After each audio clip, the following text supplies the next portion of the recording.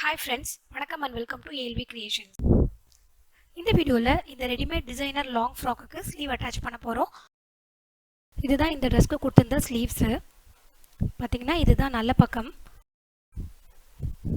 இதுல கொடுத்திருக்க லைனிங் பாத்தீங்கன்னா ரொம்ப சின்னதா இருக்கு.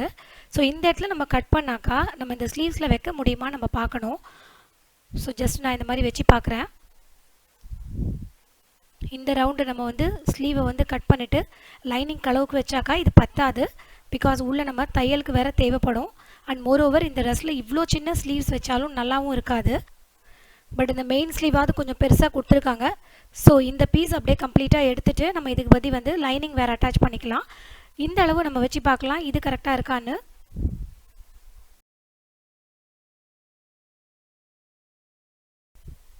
சோ இது நல்லா கரெக்ட்டாவே இருக்கு. இந்த அளவே போதும். இன் கேஸ் இதுவும் பத்தலனா நாங்க கீழ ஏதாவது ஒரு துணியை ஜாயின் பண்ணிட்டு தான் தைக்க வேண்டியிருக்கும். இந்த மாதிரி ரெடிமேட் ட்ரெஸ்ல ஸ்லீவ் அட்டாச் பண்றதுக்கு நமக்கு ரெண்டு மெஷர்மென்ட்ஸ் தேவைப்படும். நமக்கு கொடுத்திருக்க ஸ்லீவோட லெந்த் என்னன்னு இந்த மாதிரி மெஷர் பண்ணிக்கலாம். இதுல வந்து இது 5.25 இன்ச் இருக்கு. இன்னொரு அளவு வந்து சுற்றளவு மெஷர் பண்றதுக்கு ஃபர்ஸ்ட் இந்த ஸ்லீவோட லெந்த் நம்ம எவ்வளவு வைக்க போறோம்னு தெரிஞ்சிட்டு அந்த இடத்துல நம்ம வந்து ஸ்லீவ் ரவுண்ட நம்ம மெஷர் பண்ணிக்கலாம். இந்த ரெண்டு அளவையும் நம்ம அளவு ட்ரெஸ்ல இருந்தும் எடுத்துக்கலாம். இல்லனா வந்து இந்த மாதிரி பாடியில இருந்தும் டைரக்ட்டா மெஷர் பண்ணிக்கலாம். நான் வந்து எப்படி எடுக்கணும்ன்றத தான் எடுத்து காமிக்கிறேன். நான் இந்த அளவு நோட் பண்ண போறது இல்ல. இந்த லைனிங் சின்னதா இருக்கிறதுனால இத எடுத்துட்டு நான் ஏற்கனவே இந்த மாதிரி ஒரு லைனிங் காட்டன் லைனிங் கட் பண்ணி வச்சிருக்கேன். கலர் வந்து ரொம்ப மேட்சிங்கா கிடைக்கல. சோ அந்த ஏற்கனவே இருந்த லைனிங்கை எடுத்துட்டு இந்த பீஸ் அட்டாச் பண்ணிக்கிறேன். சோ ஃபர்ஸ்ட் கை எண்டில் வந்து இந்த பீஸை கொடுத்துட்டு அப்படியே ஓரத்துல மடிச்சு தைச்சுக்கலாம். இங்க ஏற்கனவே பழைய லைனிங் தைச்சி தான் இருந்தது. அந்த தையலை பிரிச்சுட்டு அப்படியே இந்த பீஸ் அட்டாச் பண்ணிக்கிறேன். இந்த மாதிரி நீங்க ஸ்டிட்ச் பண்ணும்போது எக்ஸாக்ட்டா இந்த ஸ்லீவோட சைஸ்க்கு கட் பண்ணாம கொஞ்சம் எக்ஸ்ட்ரா கட் பண்ணிக்கோங்க. ஸ்டிட்ச் பண்ணிட்டு அதுக்கு அப்புறம் நம்ம வந்து இந்த ஸ்லீவோட சைஸ்க்கு நம்ம ட்ரிம் பண்ணிக்கலாம். இந்த ரெடிமேட் ஸ்லீவ்ல பாத்தீங்கன்னா ஃப்ரண்ட் ஆர்ம் ஹோல் ஷேப்பே இல்ல. இது அப்படியே ஜஸ்ட் கர்வா தான் இருக்கு. நானும் இத அப்படியே தான் யூஸ் பண்ணிக்க போறேன். சோ இதுலயும் வந்து இந்த லைனிங் பீஸ் அட்டாச் பண்ணிக்கலாம்.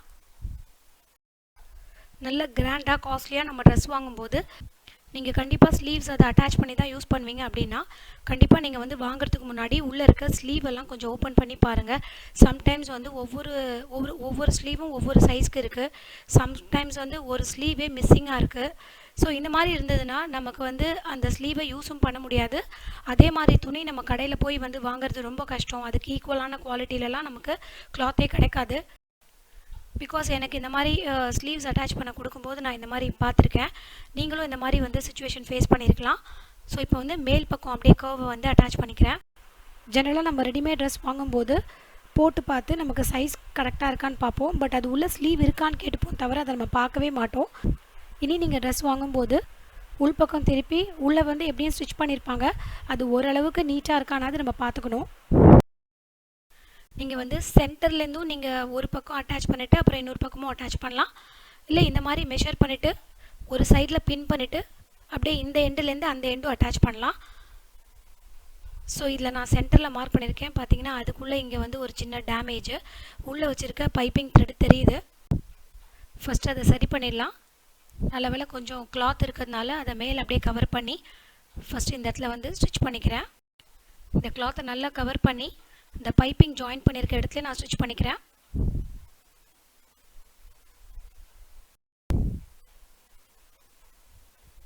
இப்போ இந்த பக்கமும் வச்சு பார்க்கலாம் சென்டர்ல இருந்து. இதுவும் வந்து கரெக்டா இருக்கு. ஸோ நம்ம இப்போ அட்டாச் பண்ண ஸ்டார்ட் பண்ணலாம். இதை நம்ம ஸ்லீவ்க்குள்ளே கொடுத்து தைக்கிறதுனால ஃபர்ஸ்ட் இந்த மாதிரி நம்ம ஒரு 1/2 இன்ச்சுக்கு லைன் ட்ரா பண்ணிக்கலாம். கரெக்டாக இந்த ஸ்லீவ் ஆர்ம் ஹோல் வந்து இந்த லைனை வந்து கவர் பண்ணுற மாதிரி தைச்சா இந்த ஷேப் வந்து நீட்டாக இருக்கும். ஃபர்ஸ்ட் ஸ்டிச் வந்து நம்ம கரெக்ட்டா அந்த பைப்பிங் எங்க ஜாயின் பண்ணிருக்காங்களோ அது மேலேயே அப்படியே ஸ்டிச் பண்ணிக்கிறோம். அது கரெக்ட்டா அந்த லைனுக்கும் ஈக்குவலா இருக்கும். இப்போ அகைன் சென்டர்ல இருந்து இன்னொரு பக்கத்துக்கு ஸ்டிச் பண்ணிக்கலாம். ஆக்சுவலி இந்த மாதிரி தைக்கிறது தான் கொஞ்சம் கஷ்டமா இருக்கும். பிகாஸ் நமக்கு சைடுல எல்லாம் வந்து ஜாயிண்ட் ஆல்ரெடி பண்ணிருக்கு. வெறும் ஸ்லீவை மட்டும் இந்த பக்கத்துல இருந்து அந்த பக்கத்துக்கு இழுத்து நம்ம ஸ்டிச் பண்ணணும். ஸோ இது கொஞ்சம் கஷ்டமாக இருக்கும். ஸோ இதை மாதிரி ஸ்டிச் பண்ணணுன்னா கண்டிப்பாக நீங்கள் இந்த மாதிரி லைனை ட்ரா பண்ணிட்டு ஸ்டிச் பண்ணால் தான் ரொம்ப நீட்டாக வரும். கரெக்டாக அந்த லைனுக்கு மேலே வச்சு அந்த லைனை கவர் பண்ணுற மாதிரி ஸ்டிச் பண்ணிக்கலாம். என்னோடய வீடியோஸ் உங்களுக்கு யூஸ்ஃபுல்லாக இருந்ததுன்னா சேனலை சப்ஸ்கிரைப் பண்ணி வச்சுக்கோங்க. இப்போ நம்ம இந்த பைப்பிங்க்கு க்ளோஸாக ஸ்டிச் பண்ணியிருக்கோம். ஸோ அதுதான் இந்த ஓப்பன் பண்ணால் அந்த தையலுக்கு விட்டது. இப்போ இந்த ஓரத்தில் ஸ்டிச் பண்ணிக்கலாம். அதையும் நம்ம மேல் பக்கத்துலேருந்தே பண்ணிக்கலாம்.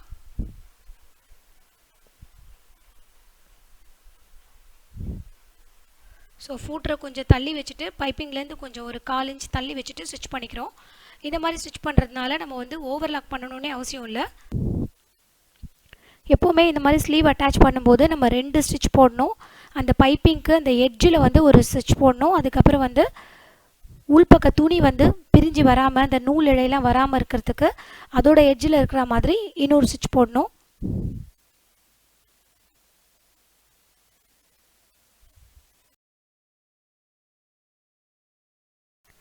இது வந்து ஒரு 10 வயசு குழந்தையோடது. கையோட சுற்றலும் மெஷர் பண்ணது வந்து 12 இன்ச்சு. ஸோ அதில் பாதி இன்ச்சு 6 இன்ச்சு மார்க் பண்ணிக்கிறேன். இந்த லைன் அப்படியே வந்து இந்த ஹார்மோ லைனோட ஜாயின் பண்ணிடலாம்.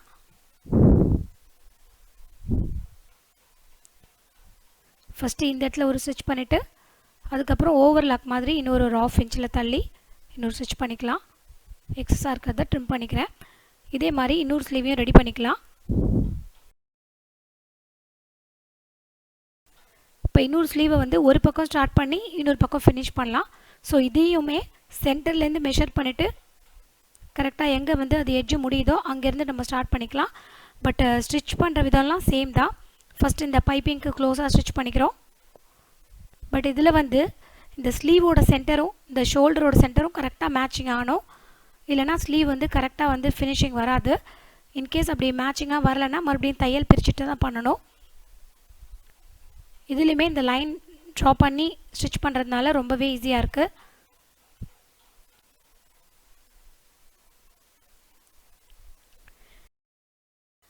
இந்த இடத்துல 2 தையல் போட்டுட்டு மீதியெல்லாம் வந்து அந்த ஸ்லீவ் எப்படி ரெடி பண்ணுமோ அது மாதிரி பண்ணிக்கலாம். ஸ்லீவ் வந்து நீட்டாக அட்டாச் பண்ணியாச்சு. 2 ஸ்லீவும் கம்ப்ளீட் பண்ணியாச்சு.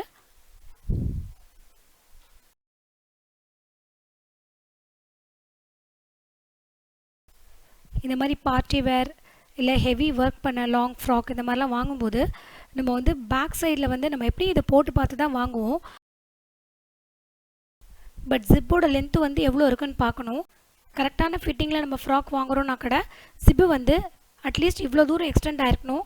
அப்போ தான் நம்ம வந்து இது ரொம்ப நாள் வச்சு போட முடியும். அண்ட் எப்போவுமே போட்டுக்கிறதுக்கும் கன்வீனியண்ட்டாக இருக்கும். பட் இந்த ஜிப்பை எடுத்துகிட்டு நமக்கு தேவையான லென்த்துக்கு ஜிப்பை கூட எக்ஸ்டெண்ட் பண்ணிக்கலாம். அந்த ஆல்ட்ரேஷன் ஒர்க் கூட பண்ண முடியும். நான் ஆல்ரெடி வீடியோ அதுக்கும் போட்டிருக்கேன்.